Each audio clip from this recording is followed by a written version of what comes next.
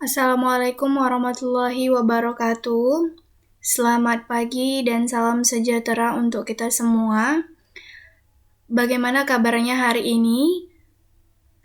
Ibu doakan selalu semoga kalian tetap sehat dan tetap jaga kesehatan selama kita masih melakukan proses pembelajaran secara daring ini ya. Baiklah, anak-anak ibu kelas 7 ini sudah masuk hari Senin kembali, maka kita akan kembali belajar pelajaran bahasa Indonesia. Nah, ini merupakan pertemuan kita yang ke-6, tetapi untuk teks fabel ini merupakan pertemuan kita yang ketiga. Baiklah, sebelum kita memasuki materi kita pada hari ini, terlebih dahulu Ibu ingin mengingatkan kalian tentang materi pada minggu lalu. Pada minggu lalu, kita itu belajar tentang bagaimana cara menceritakan kembali isi fabel. Sebelumnya, Ibu ingin mengingatkan kepada kalian bahwa teks fabel itu adalah teks yang berisi tentang kehidupan binatang yang berperilaku menyerupai manusia. Nah, fabel ini termasuk jenis cerita fiksi, yaitu kisahnya tentang kehidupan yang tidak nyata atau bukan sesuai dengan kenyataan. Fabel sering juga disebut cerita moral karena pesan yang ada di dalam cerita fabel itu berkaitan erat dengan pesan moral. Nah, pada minggu lalu itu kita belajar tentang bagaimana menceritakan kembali isi teks fabel. Nah, cara yang pertama itu adalah dengan membaca teks fabel itu sendiri. Nah, setelah kalian membaca teks fabel atau cerita fabel secara keseluruhan, selanjutnya kalian mencatat tokoh atau penokohan yang ada di dalam cerita fabel itu sendiri. Kemudian, setelah kalian catat tokoh dan wataknya, kalian catat lagi latarnya, latar tempatnya di mana, kemudian waktunya kapan, dan juga latar suasananya. Selanjutnya, setelah kalian catat tokoh, latar, kalian catat alur ceritanya. Apakah dia beralur maju atau dia beralur mundur?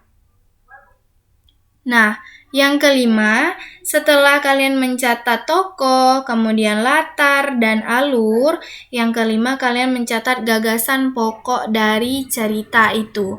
Apakah dia tentang menceritakan tentang kancil dan gajah misalnya, atau kancil dan buaya, apa yang menjadi pokoknya dari situ?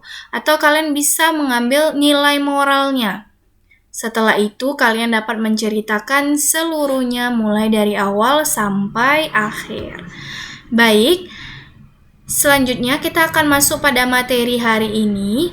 Sebelum kalian mengetahui apa yang akan kita pelajari pada pertemuan kali ini, Ibu mau kalian mengetahui terlebih dahulu tujuan pembelajaran yang harus kalian capai dalam proses pembelajaran pada hari ini.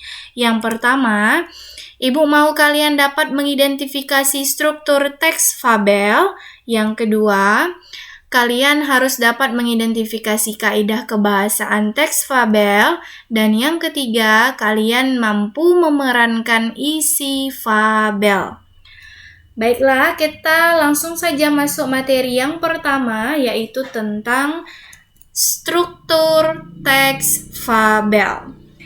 Seperti yang sudah Ibu jelaskan pada pertemuan sebelumnya, bahwa setiap teks itu memiliki struktur pembentuknya. Untuk fabel tersendiri, itu dia memiliki 4 struktur pembentuk. Yang pertama disebut dengan orientasi, yang kedua komplikasi, dan yang ketiga resolusi, yang terakhir koda.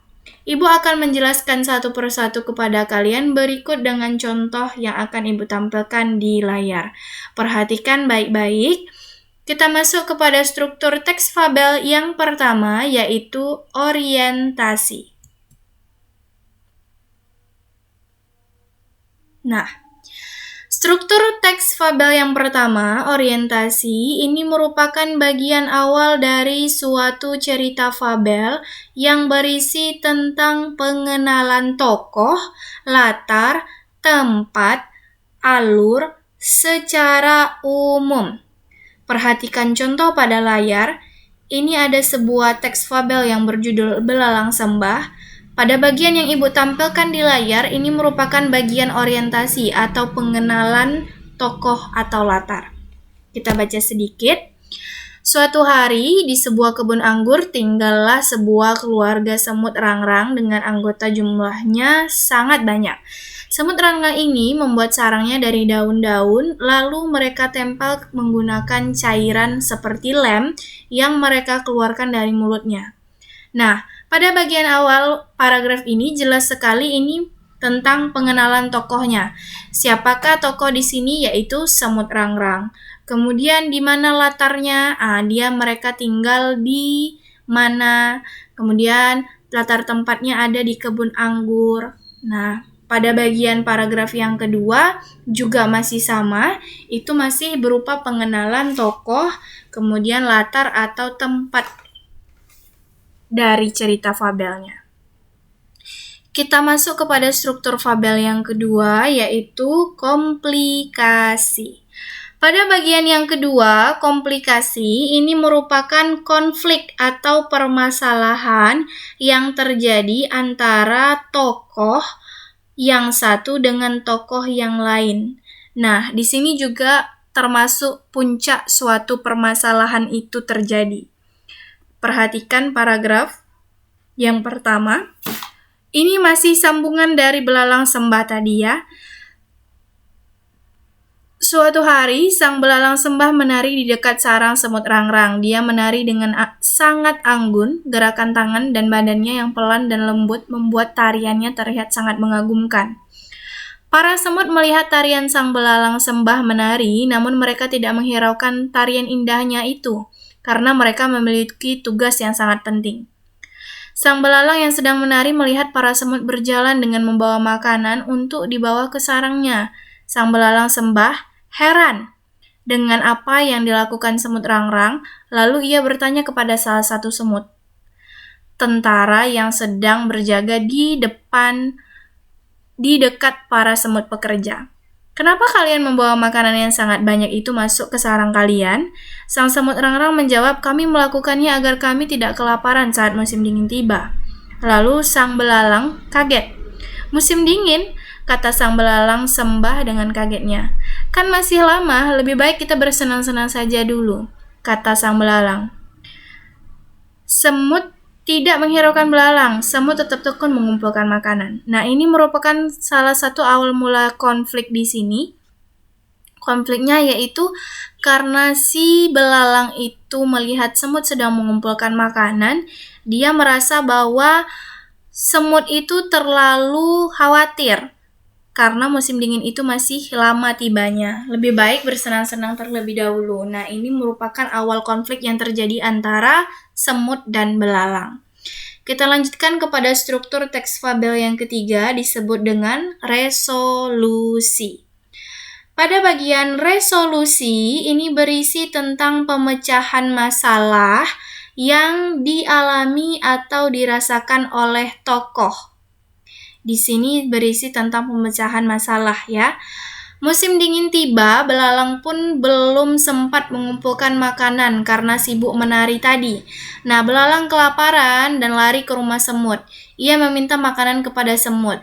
Nah, awalnya semut itu tidak mau memberikan makanan kepada belalang, akan tetapi melihat si belalang yang lemas ini, semut tidak tega dan akhirnya dia memberikan makanan kepada belalang. Nah, di sini terletak pemecahan masalahnya, yaitu si semut memberikan makanan kepada belalang.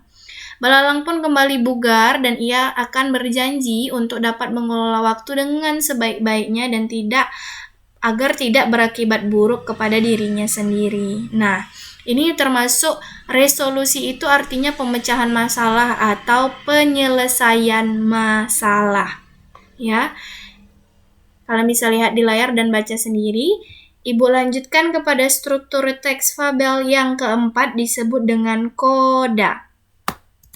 Koda ini merupakan bagian terakhir dari struktur teks fabel, yaitu berisi tentang pesan-pesan atau amanat yang terdapat di dalam sebuah fabel. Bagian terakhir fabel ini bisa juga berisi perubahan yang terjadi pada tokoh dan pelajaran yang dapat dipetik dari cerita fabel tersebut. Nah, berdasarkan contoh yang Ibu paparkan kepada kalian tentang teks fabel Belalang Sembah, itu yang bisa kita ambil atau pesan yang bisa kita ambil itu adalah masa depan adalah milik setiap orang, jadi kita perlu menyiapkan masa depan kita dengan berusaha, bukan hanya menikmati kesenangan di masa sekarang tanpa memikirkan masa depan. Bagian terakhir koda berisi pesan atau nilai moral. Baiklah, itu tadi mengenai struktur teks fabel. Kita lanjutkan kepada materi yang selanjutnya, yaitu bahasa yang terdapat di dalam teks fabel. Setiap teks itu memiliki kaidah kebahasaannya masing-masing, jadi tidak sama ya. Nah, di antaranya untuk teks fabel yang pertama dia memuat kata sifat. Kata sifat itu seperti contoh yang Ibu paparkan pada layar, bisa cantik, tinggi, pendek, atau gemuk. Kemudian yang kedua, bahasa yang digunakan dalam teks fabel dia juga menggunakan kata keterangan yang menunjukkan latar waktu. Misalnya, sering kita jumpai pada bagian awal yaitu pada zaman dahulu atau misalnya kala itu atau waktu itu. Itu banyak terdapat di bagian awal teks fabel. Yang ketiga, dia itu menggunakan sinonim dan antonim. Contoh, senang itu bersinonim dengan riang gembira. Kalau antonim, misalnya ceroboh. Ceroboh ini antonimnya itu teliti. Ada orang yang ceroboh, ada orang yang teliti.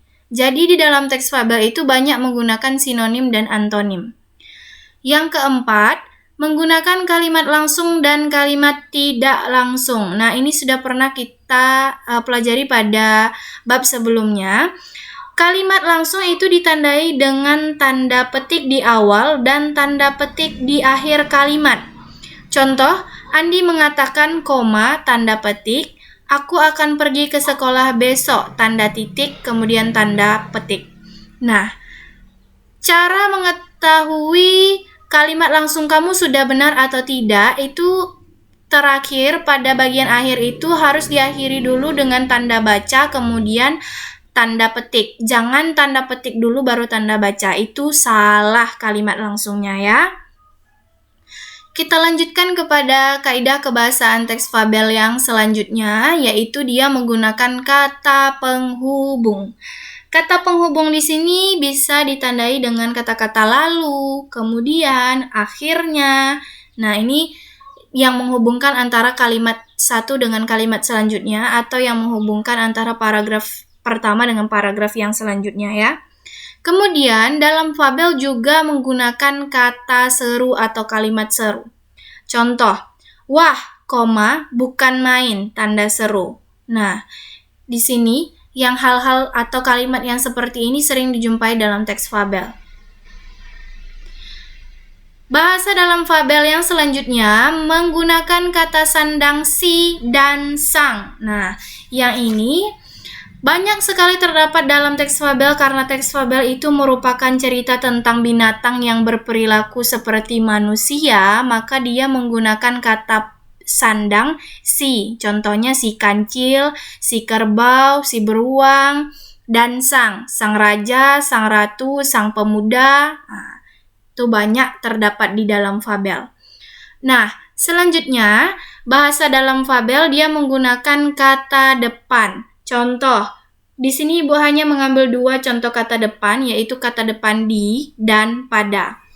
Misal, di dalam hutan terlalu gelap. Kemudian, merah telah bersiap siaga pada posisi mereka. Nah, pada fabel itu juga sering terdapat kata depan seperti ini.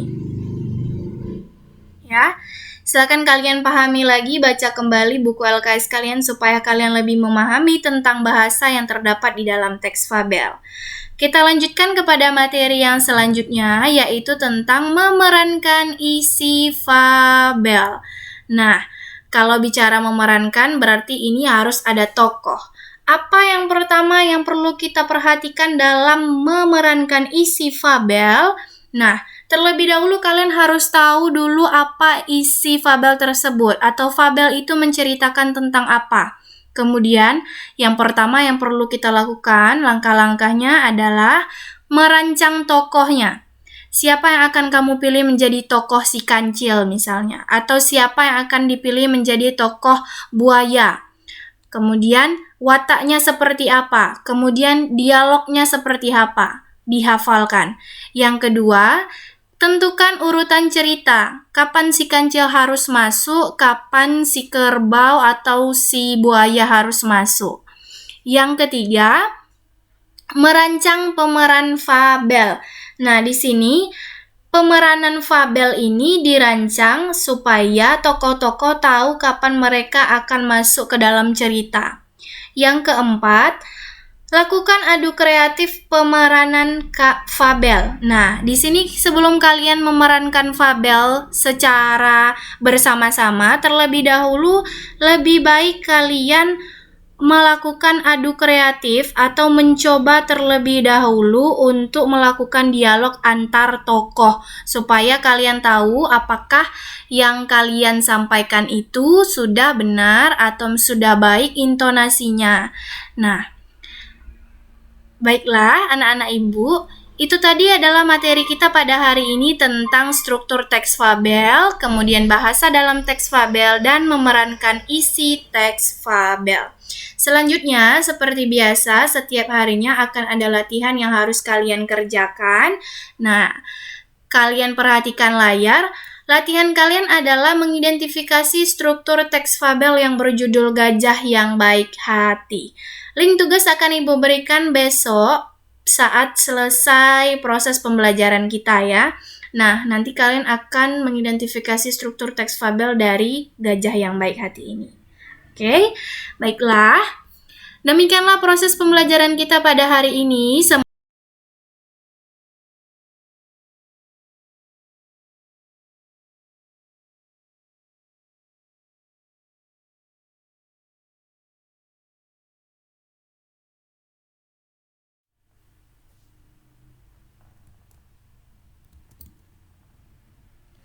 Nah, baiklah, demikianlah proses pembelajaran kita pada hari ini. Semoga apa yang Ibu sampaikan bisa kalian pahami dengan baik. Tetap semangat untuk belajar dan tetap jaga kesehatan kalian ya. Ibu akhiri, Assalamualaikum warahmatullahi wabarakatuh.